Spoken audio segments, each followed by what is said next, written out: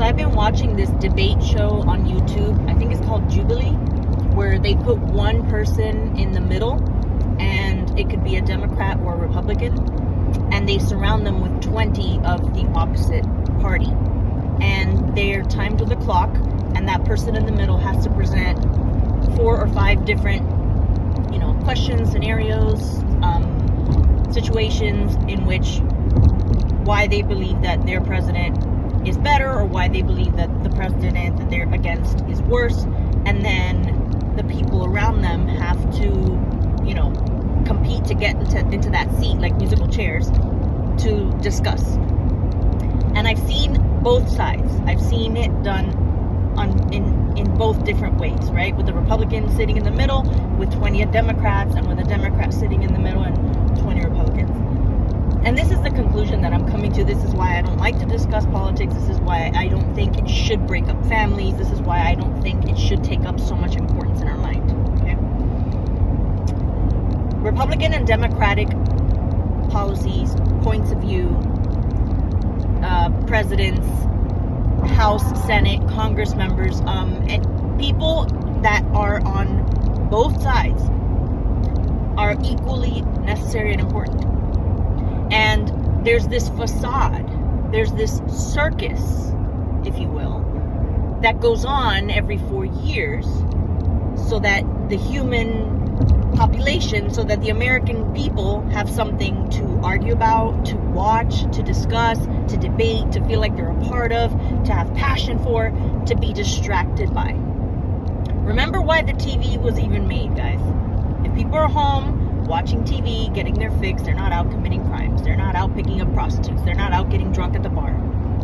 Just saying, because a lot of these arguments, well, these are all the policies that, Kamala Harris and Biden passed in order to help benefit them lower and middle class and da-da-da-da. Good. Well, but Donald Trump is okay. But what about all the things Donald Trump did do that help make things better? Certain policies and certain things that help protect our borders, for example, help protect American people. Okay, good. Oh, but Kamala Harris and Biden they left so many. Okay. They've both done good things and bad things. And I'm not just talking about Donald Trump and Kamala Harris or Biden. I'm talking about Republican and Democrat as a whole. So the way that I see it is as if when you see these two sides arguing, it's so silly, because it's almost like, let's take a traditional scenario of a 1950s husband and wife. The reason why I use this era is because back then typically women didn't work outside of the house, right? They didn't have a job that paid them money, but they were in the house doing housework. This is like saying that the man and the woman are arguing about who's better, whose work is more valuable, whose work benefits everyone as a whole, when in reality they are both necessary, when in reality they are both benefiting someone, and in reality they are both always going to have to simultaneously exist and coexist in some way, shape, or form, despite their differences. Someone has to go out and earn the money, right? Because money buys things that we can't make for ourselves, okay? We can't perform surgery on ourselves, so we need to pay for healthcare in order to have someone perform surgery on us. And we also need someone in the household. You can pay for a caregiver to come and be with your child, but then you're also going to have to pay for a security camera because that person can abuse your child. So nothing quite replaces the care that's given by the mother or someone in the family to be home with the child. And if that person is doing that, they are sacrificing the time that they would otherwise be spending at work earning income. So is it to say that a person who stays home with the children is less valuable because they're not out there making money? Or a person who's out there making money is more valuable or less valuable because they're not home with the kids, they're not taking the kids to school or picking them up from school because they can't because they're at work? They're both equally necessary and important, just different, okay? You can't have one without the other. They both have their benefits. And it's like, I hear the arguments back and forth, well, and it's just so stupid. All it does is divide people further. Because little do you realize that this performance, this circus, this show that is being put on for us is all predetermined. I know you don't want to believe it. You think your vote counts. We know that the Electoral College at the end of the day has the final say for the given state. It doesn't matter if that state has more voters than another state. Whatever the Electoral College submits as the overall general vote for that state, regardless of popular vote. There's the popular vote, and then there's the Electoral College vote. The Electoral College vote is what counts. And if you pay attention to American history, between the two parties of Democrat and Republican, the pendulum always swings right to left. Always. It never stops swinging. If you don't know what a pendulum is, think of tie a rope at the top of a pole, right? A lateral, horizontal pole, and put a heavy ball at the bottom and swing it. And it's going to go this way, or think of a tire swing, and this way, or a swing in general. This way, and then this way, and then this way, and then this way. And it's always going to be a Democrat in office, a Republican in office, a Democrat in office, a Republican in office. Sometimes it's a Democrat twice in a row for 2 terms, but they'll never allow it for more than 2 terms. Gee, I wonder why. And then it's going to be another one. Has it ever really been 2 terms of the same president? I'm sorry, I misspoke. It's not that they don't allow the same party for 2 terms. They don't allow the same president for more than 2 terms. Okay, so let's say we have a Republican president for 2 terms. Is the next president, the 3rd term coming up now for the new president, which will be their 1st term, also going to be a Republican? Look back. Highly doubtful. It always goes the opposite way. And the reason for this is to maintain balance. Because there will always be rich people and there will always be poor people. There will always be the 1% top elite that are the producers of the country. They're responsible for so many jobs because they've created so many corporations and our economy needs them. So they need to be taken into consideration as well. Otherwise, without them, everything crumbles. But then we also have our homeless people and our Section 8 people and our welfare people and the people at the bottom who, you know, are benefiting from these tax dollars. But a lot of them also, unfortunately, have to perform certain duties and jobs that some people are not going to do. The CEO of a fucking $1 billion Forbes 500 company isn't going to clean toilets. Sorry, it's not going to happen. And until we have the day where there's a robot that cleans toilets, we are going to need people for that. So there are janitors who, you know, clean schools. There are cafeteria lunch ladies. There are people for everything. And there are different people of different levels of society, socioeconomic status. And because of this, there will always be people who side more for the democratic, commie, sort of socialist mindset, where it's a stateless, classless, moneyless society would be a utopia for them. Because that means no one is outranking them. Everyone has it equal, meaning that they are as rich or as poor as everyone else. They don't have to compare themselves and feel bad that they live in a little apartment while some people have mansions. And then you have people who are on the Republican side, the right-winged, the more America, freedom, yeah, freedom, of course, because we want the freedom to do what we want. So if we want to build a company, we do. If those people have the ambition, if they have the capital, if they have the investor, or if they have the drive, they have the determination, and they make money, and now they have enough money to buy a mansion, why shouldn't they? Why should a government restrict them and tell them, no, you can't do that because we live in a moneyless, classless society. Everyone's equal here. The people that are on the poorer end are going to be happier for the notion that everyone should be equal, because they're going to be hating on the people who have more. And the people who are on the high end are going to be more for the whole independent, less government, stay out of my business, I want to pay less in taxes, because they want to keep what they earned. Which makes sense too, because if you've ever earned anything in your life, you would understand how painful it is to have someone take something from you when you have worked so hard for it. It's very painful. And if you don't know what that feels like, then you're not in that league. I'm sorry, you can't relate. To have something that you have worked really hard for and to have the government go, excuse me, I'm going to stick my grubby little dirty fingers in here and take my share. And now I'm going to go and give it to people who didn't do half as much as you've done, but because they need it. Well, why? Because they didn't do half as much as you've done. Well, why? Well, because they're incapable, because they're, I don't know, They're not as smart. They're not as willing. They don't have the drive. They don't have the intelligence, the energy, the capacity. Whatever the reason, they may be disabled. I don't care. It's not my problem. But yet, as a society, we're all living here together. No one is hauling their trash up to the trash mountain every week. We have a big truck that comes and picks up everyone's trash. Whether you're poor or rich or middle class, it doesn't matter. Okay? So we have concepts that benefit everyone. We have concepts that benefit different levels of classes in our society. And that will always exist. That will never cease to exist. On the contrary, instead of it going away, I believe it is only going to be getting more and more divisive. In other words, the middle class is slowly disappearing.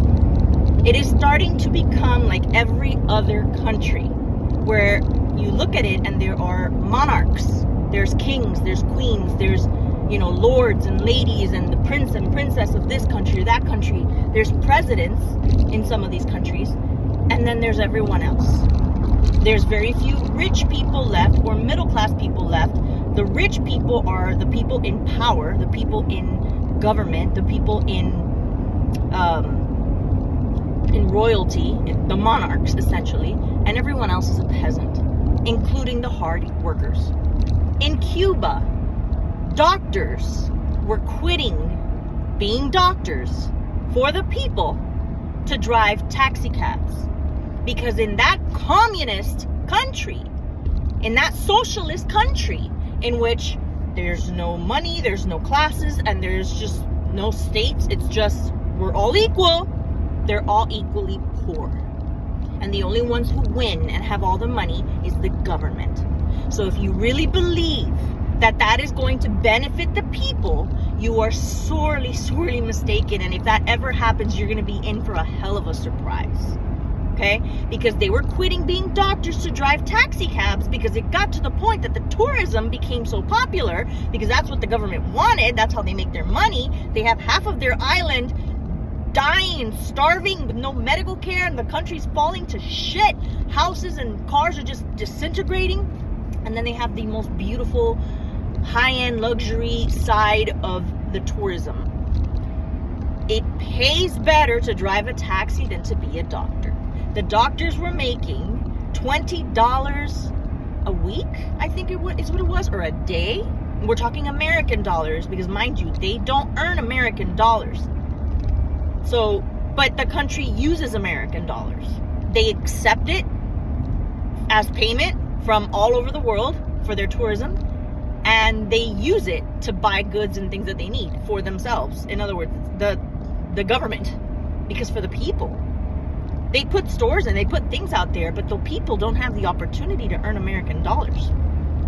So how do they buy these things? They can't, unless people from other countries send them money, like families, relatives that live in the United States, and then they use that to be able to buy what they need. Or they prostitute themselves to tourists, and that's how they get their hands on some American dollars. In other words, they're not given the opportunity to earn American dollars, because it is a communist country. Moneyless, classless, and stateless country. They have to live with what the government gives them. Do they present them the options? Yeah, here's the options. But do they present them with the opportunity to buy those options? No. So it's like, what's the freaking point? Why are you going to wave in front of me, these things that I can supposedly buy, but I can't do any kind of work anywhere that gives me the currency necessary in order to be able to buy these things? So then who are they for? For the tourists? Or for the people who kiss the government's ass and works for the government and works for tourism? Anyway, back to what I was saying before. While a doctor was making 20, and I forget, someone told me this story, but this was a real story from someone who lived in Cuba that told me about this is what was going on. Whether it was $20 a day or $20, I don't remember how much. That's what the government was giving them, because people don't pay for their medical stuff. The government just pays a system, and everybody just gets the care that they get, right? That's how communism works. That's how socialism works. But the taxi driver was making double. The taxi driver was making 40 to 60. So why would a person stick their fingers in people's buttholes and deal with their nasty, gross, sick bodies and perform surgeries and all this complicated stuff when they could just drive around all day long and have conversations with people and pick them up and drop them off and make twice as much money? Communism, socialism does not work. We have so many countries that are proof of this. We want to romanticize and look at countries like Germany and Switzerland. That's different. Look at Venezuela and Cuba, Brazil. Look at other countries. Are they predominantly Hispanic? Yeah, they're Latin countries. They don't have their shit together. It doesn't work. So that is like saying, well, let's just have my husband quit his job and he'll stay home with me and we'll clean the house together and we'll take care of the babies together and he'll help me bake and cook and clean and we just won't make any money. We'll be fine. We'll just rely on the government. We'll get our WIC and our Medicaid and our food stamps and we'll be taken care of. We'll live in a Section 8 house and we'll be fine. Really? You think you'll be fine? Or mom and dad are both high power driven, power couple. One is a lawyer, one is a doctor, like in the Cosby Show. They hit the perfect American family. Who's raising all those kids? While mom is at the law office working late nights and dad is, on call delivering babies. Who's raising their family? Who's doing the cooking, the cleaning? Oh, because they make so much money, they hire help. Oh, so they have a maid, they have a nanny, they have someone to cook and clean, like in the Brady Bunch? Okay. Who does that job? The people who live in Section 8 housing, probably. The people who are benefiting from the government's help, financial aid, like welfare, food stamps, Medicaid, things like that. So in other words, no matter which way you slice it, dice it, cut it, reverse it, I don't care which way you look at it. Arguing about this subject ad nauseum is sickening to me. And I'm so tired of it. It's all over the news. People are texting me every single day. It's in my face 24/7. And I go on these long road trips, these camping road trips, to get the hell away from all the noise. Not just the political stuff. No. Work is exhausting and draining. My bosses, my impatience, the people I treat and take care of. My commute, the way people drive, the way they cut you off because they think they're more important and they have to come first. And just all the things that I have to do with my household as well, because I'm not only the breadwinner, I'm not only daddy in the house, I'm also mommy. So I got to do everything in my household as well. Thankfully, I do have some help from family members. I have my mom and my grandmother who help, and they provide food sometimes because I don't have time to come home and cook. So I'm very grateful for that. But I'm exhausted. I work so much, have very little time for everything else, and yet I don't have enough money for all the other things.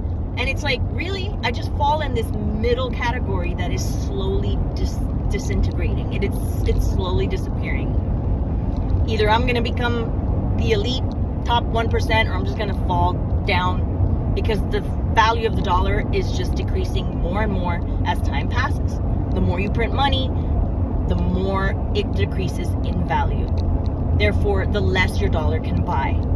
And if I'm not increasing my income by the same speed or velocity or volume, and I don't know what the unit term for this would be, but if I'm not increasing what I'm making by the same amount that the economy is decreasing the value of what I'm making, I'm screwed. So it's up to me. It's on me. The government's not going to give a rat's ass about you. It's on me to not be an idiot and fall prey to consumerism, because that's just going to keep me poor. That's what's happening. Everywhere you go, there's an ad. On your phone, via text, via email, when you're watching a video, when you're on Instagram, when you're on Facebook, when you're driving on a billboard, there are ads and ads and ads and ads. Buy this, come get this, do this, join this, sign up for that, da-da-da-da-da. Consumerism is all in our faces. We are being able to finance with things like Affirm and Afterpay and Shopify, things that cost $30. Break it down and pay it off in 4 installments of $7. Yeah, whatever. Ignore me with the math. I'm not good at math. But you get the point, right? It's stupid.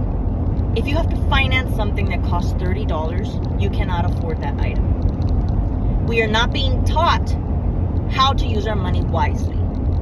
It's our job, because the government is not going to take care of us. Pensions no longer exist. Companies and corporations do not see how it benefits them to give people pensions. So now you have this 401k, and the money just sits there if you don't know what to do with it, if you don't know how to properly invest it.